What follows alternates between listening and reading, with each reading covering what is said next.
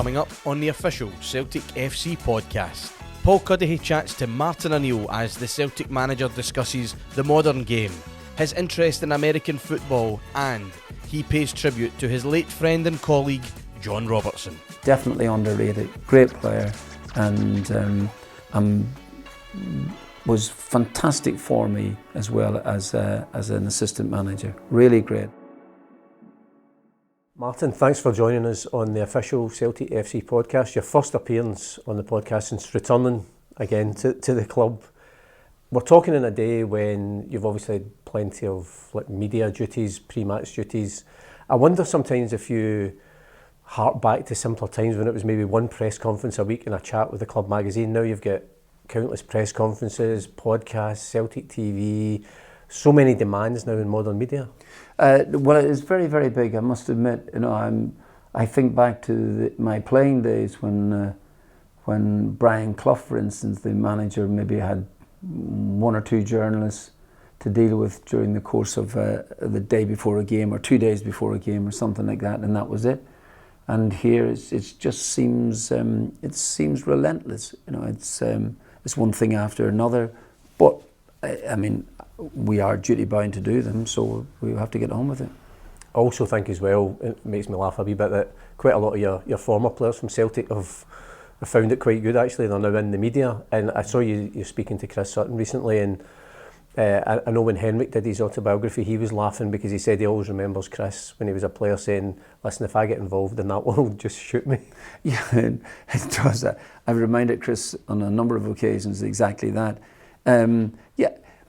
I suppose, really, I mean, saying that, I've done some punditry work myself, and if you're not directly involved in the game, either as a player, but obviously as you finish your career and you're not in coaching, then I suppose it's staying in the game in some aspect, and if you feel as if you can contribute as a pundit or whatever, or you want your voice to be heard, well, good luck with it. Does that give you maybe a different perspective on that world because you're then, I suppose, on the other side, having done some punditry and that sort of thing? Yeah, I think what you do is you see the media side of it. You see what is demanded of, for instance, a journalist. You know, what is his role in this here? Has he to get the big story? Is he just going to sit and have mundane stuff thrown into the office every single day, and his editor saying, "Well, I'm not so sure about this, Tom, that's not all that fantastic." So I do see that element of it. And I think during the course of my time at Celtic, I did a little bit of punditry work when the World Cup or the European Championships were on. So I genuinely saw that side. Did it make me more empathetic towards them? I'm not so sure about that, but certainly it's a job to be done, and I think you have to realise that as long as they don't cross incredible boundaries, you can take liberties here and there, and I notice this, and I wish now myself, way back when I came here, first of all, that I wish I had not been so paranoid about things, wondering, have I said something there, and I know what the headline's going to be the next day. Now, because I'm just too old, I don't really care anymore. I don't, and it doesn't matter. In whatever way I've said it, I know the way I've said it, whether it's meant to be a serious point or whether it's to be a throwaway line. So it genuinely does not bother me anymore. I suppose that's years of experience as well. It's just getting too old. Yeah. Too old, that's what it is. We talked about obviously the busy schedule in terms of media demands, but that is because we've got such a busy schedule of games. We're about to play the first of 10 games in the space of about 40 days. That's an incredible demand on you, on your coaching staff, and obviously on the squad of players. Well, it is big.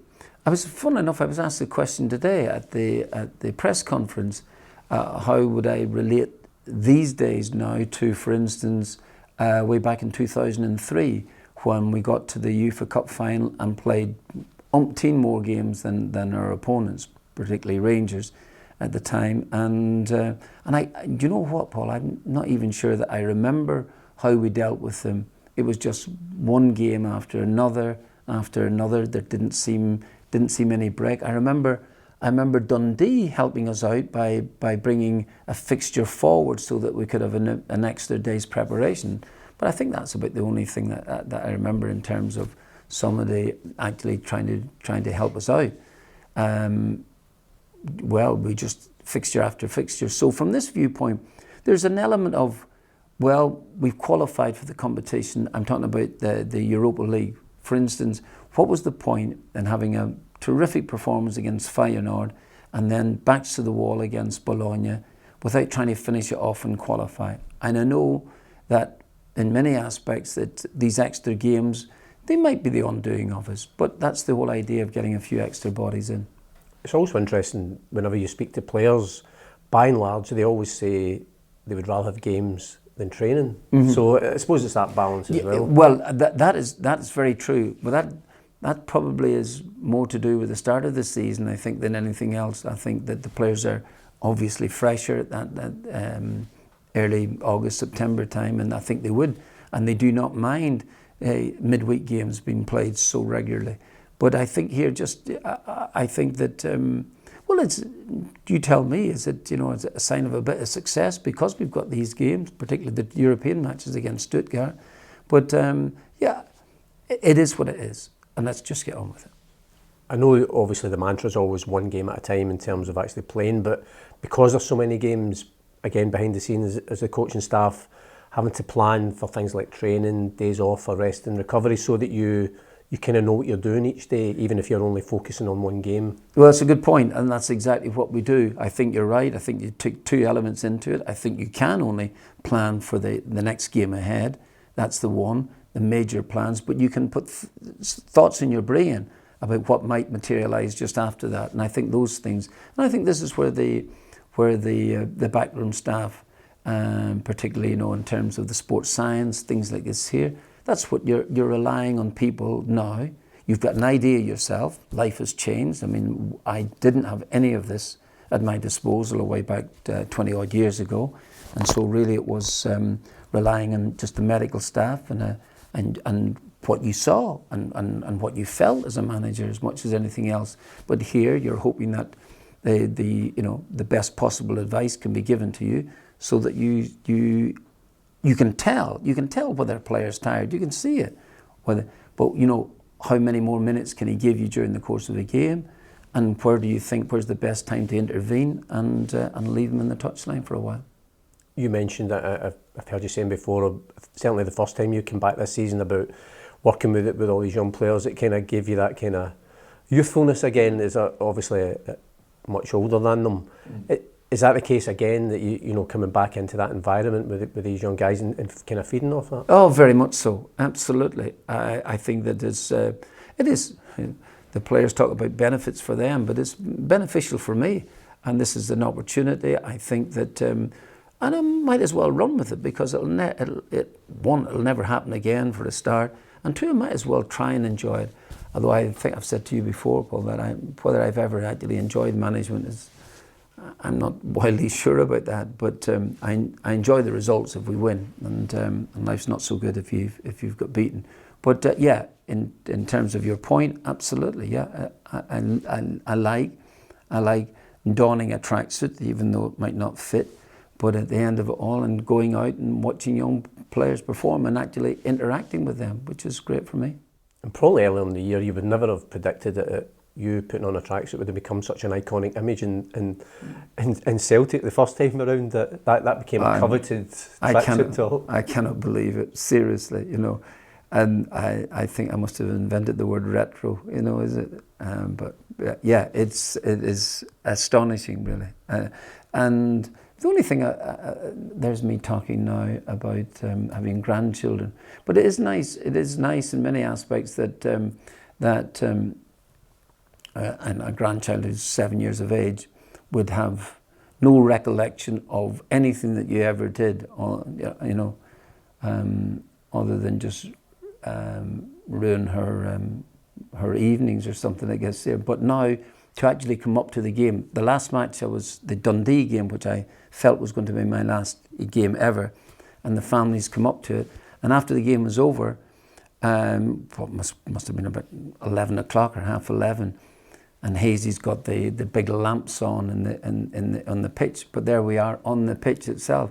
And so my granddaughter said, Dad, Chetty calls me Martin, which I love. I don't want to be called Granddad.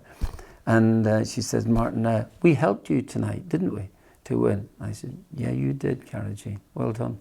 So that was really nice. You know, they're beautiful memories. Absolutely. Yeah. So that was it. But again, it is nice. But now that's gone. That is now history. And now I'm back here and trying to keep it going if we can. Well, if she's going to help you win some games, get up for a few of the games going forward. Well, I think Hazy was shouting, "Get off the pitch! Get off the pitch!" I was also, noticing that you are about to celebrate a birthday. My original question was going to be, how are you going to celebrate it? But then I looked at the fixtures and I realised that you're going to be at Ibrox that day. Absolutely. So hopefully that'll be a great birthday present for you. Oh, yeah. Can't imagine so. But it is, and yes, just another year older. But, as somebody was telling me the other day, that it's a phrase that everybody uses, any age is just a number, isn't it? Yeah, absolutely. Is that the correct phrase? Yeah, absolutely. No. In terms of, trying to relax away from the game, and the reason I was asking you this, because, we're just off the back of the Super Bowl. I know over many, many years you've been a big fan of American football. I was just curious, how did that come about, the interest in the sport? Well, the interest in Super Bowl, that came away back, gosh, I'm talking about 40 years ago, really, when it first appeared on TV. The only game that you got live was the Super Bowl, the match itself. And then, of course, Sky Television have come and brought it into vogue, and it's really big now. Games are now not only just played in America, but they're played in Europe, and to try and grow the sport, which is massive anyway. So I've always had a big interest in it. And it's the one game I feel as if that the coach has got so much power. He can dictate the play. Of course, you do need the players to be able to execute the plays, but at the end of it all, the coach has great power. The game stop-start in many aspects. People might think, well, because it's too stop-start, but if you're into it, then you'll really like it. There's no question about it. But talking about the Super Bowl this time, it must be the first Super Bowl in a long time that I didn't watch to the end. Primarily because I'm just getting a bit older, need some rest, and secondly, New England Patriots, they brought this quarterback who was apparently one vote away from being the Player of the Year, and it just shows you he comes the quarterback of the New England Patriots. He was desperate, and absolutely desperate, because he froze completely in the game. He's one of those quarterbacks that can run with the ball, couldn't even run. Wasn't getting much help, I must admit, to his left-hand side. One of the guards that was supposed to help him out, stop people getting to him very quickly, and he was just rolled over. But even so, the quarterback, and all they did, New England, was punt the ball all the time. So from that viewpoint, you could tell from a long way away that the Seahawks were going to beat them. So in the last quarter, I left it. So that wasn't my interest waning in any air, It was just because the game was over. Because you mentioned of the power of the coach and how important, because it's always one of those things I've always been curious about, that he's on the touchline, but he's obviously in communication with other coaches who are looking, get a bird's eye view. I've often wondered why that's never really been adapted in football at all. Well, it is in rugby. Do you see it in rugby? Yeah. Where the main coach is actually up in the stand and he's looking at that viewpoint. Right. Why do? But yeah, why is it not taken in soccer? In many aspects, it is really, because what you're getting. Maybe, for instance, now, okay, I'm there on the touchline, and beside me is Sean. And there's Gavin Strachan, and Gavin Strachan is looking at the monitor all the time. I'm I'm to the right of that. So me looking over to try and see what's just happened to get a picture of it, it's not really me. I still want to make judgments through my own eyes. Now sometimes what I see there in the monitor is a better picture because I might not be able to see the distances correctly. But I still use my own interpretation, my own eyes. And then if what I see is totally at odds with what's there, then I have to question myself about it. So, but it's there, that facility is there to see things relatively quickly, and then maybe at half-time in the game, make adjustments then if that's the case. There's no point in me seeing that with 10 minutes to go in the second half, and I can't make any adjustments, at the stage, or I can't talk about it until the end of the game, by which time it's maybe too late. But you can, if you see something glaringly obvious that you can make an adjustment for, then it's best maybe to have seen that there, even if it's in playback. And I suppose the other thing, you've got hundreds and hundreds and hundreds of games that you've been on the touchline and affecting them. Yeah. There's that instinct and learned behaviour, and you know what you see as well, that you can't ever take that away. Yeah. I think those things are still important to you. You still talk about the coaches in the NFL still, but they're still the main coaches are still down there. Now they're tuned in and they're listening to what's happening and they're getting advice from up around about the place. But overall, they're still in charge and they're still down at ground level. We've got a work experience boy that's in with us this week, Aaron Connell, and he'd actually given me a couple of questions, which were actually quite good questions. So I thought I'll ask you them. One of them was the importance, you mentioned about strengthening the squad. Alex Oxlade-Chamberlain was the last of those players to come in, and obviously we want to see the benefit on the pitch. But I wonder as well, that experience behind the scenes, it's very hard to quantify as a fan, but how important is that, somebody like that setting the standards? Because you've already got players who will do that, but having another player that other players can learn from. You mean, even in the couple of days that he's been in here, he's actually made an impact. First of all, you've got players saying how good he is with the ball. That's important. And secondly, I think all they have to do is look at his history. He's played in the big league, the big league, for some time, and has played for his country, and he's still only 32 years of age. It's not as if they say he's 45 or something, I guess, here, and he's just wandering around. But I think he can make an impact. But it's also good to see that the younger players, I think they can learn from him. If particularly he's a really good example. Now, if he arrives in here and doesn't make it into the squad and then causes a furore or something, I guess, here at the end, that won't help. But I don't think he's that type anyway. And I think he wants to come, and I think he's got the right reasons to come. I think he wants to show that he's still capable of playing at a very high level. And I think it's obviously he did his first interview with Celtic TV, he came across really well. I also thought there's no way that Mikel Arteta would let him train for 3 months with Arsenal, who are going for the Premier League title, if he was a disruptive influence, if he wasn't a really good influence on them as well. Absolutely. I couldn't agree more. I think that, and also to be worthy of training with that squad, the Arsenal squad probably, at this minute, as we speak, probably the strongest squad in Europe. And so if he has been allowed to train with them, one, he's not going to, it's not somebody who's just popped in and wanted a training session and paid for something like that. He's a proper player. And Aaron's other question, again, one of the players that came in January, just preceding you coming back, was Julian Araujo, how impressed have you been? I know the Celtic fans have immediately taken him to their hearts for his performances. How impressed have you been? I think he's done really well. Really well. He's good character. He wants to do well, and heart's in the right place as well too. There's parts of his game that he knows himself that he can really tighten up. But I think the experience here, injury, if he stays clear of serious injury, will stand him in really good stead. And if, for instance, he was heading back to Bournemouth to really challenge for a place in the Premier League team, then I think all of this experience will be great for him.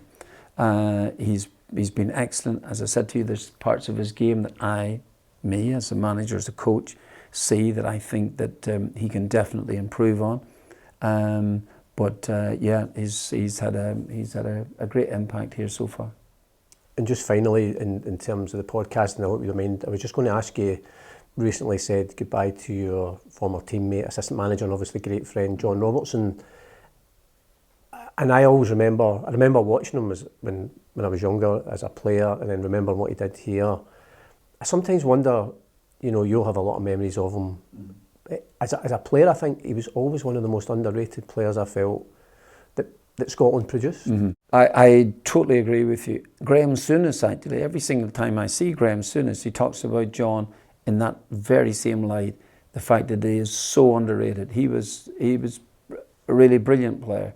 He would be vying up there, certainly to be Nottingham Forest's best.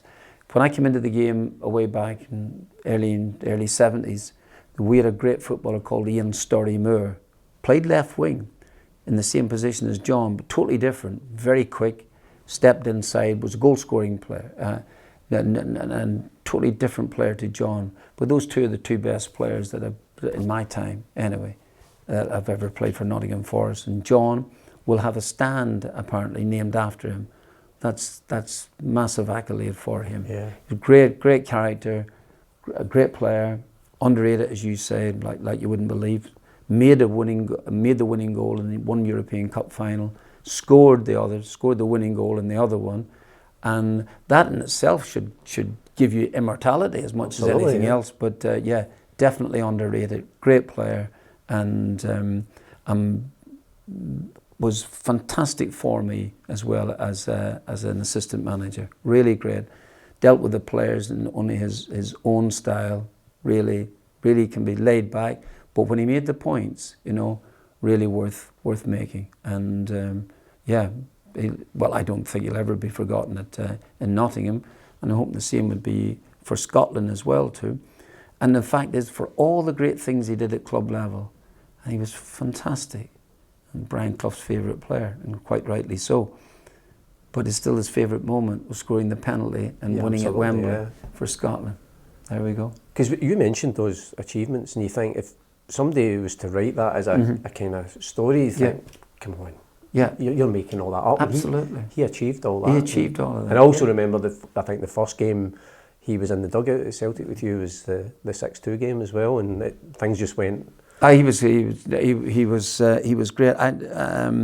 We had to wait for a few weeks for him to make it up from Leicester. Leicester City were holding him back. I wanted him to join, and so we were trying to sort a few things out at the time. And I'm not sure whether he made that game or not, but I know that his influence was really big, Paul. And the players, you ask any of the ex-players, including Henrik, Neil Lennon, John Hartson, anyone, Jackie McNamara, they all have the same opinion of John, and it's very, very high. Thanks very much for those words. Pleasure, Paul. Thanks very much for joining us on the official podcast. I hope you have a wonderful birthday, and we will all be celebrating with you, hopefully, and fingers crossed for the rest of the season. Thanks very much, Paul. Much appreciated. Thank you.